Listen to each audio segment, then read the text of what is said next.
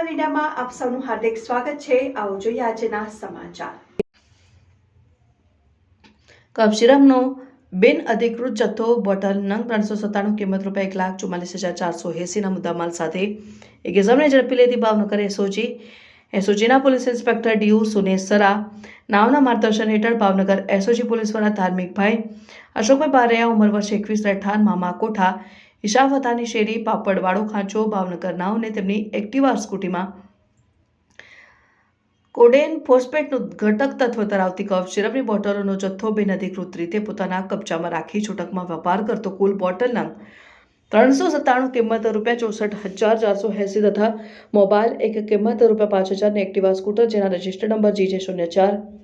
EF 9299 જેની કિંમત રૂપિયા 75,000 સહિત કુલ કિંમત રૂપિયા 1,44,480ના મુદ્દામાલ સાથે મજકૂર ઇસમને પકડી પાડેલ। આ અંગે તેના સાથે NDPS એક્ટની જોગવાઈ અનુસાર કાર્યવાહી કરી કામગીરી કરનાર પોલીસ સ્ટાફ એસઓજીના પોલીસ ઇન્સ્પેક્ટર શ્રી ડીયુ સુનેસરાના માર્ગદર્શન હેઠળ police sub inspector Shri JD Barot તથા એસઓજી સ્ટાફના SI વિઠ્ઠલભાઈ ચૌહાણ, વિજયસિંહ ગોહિલ,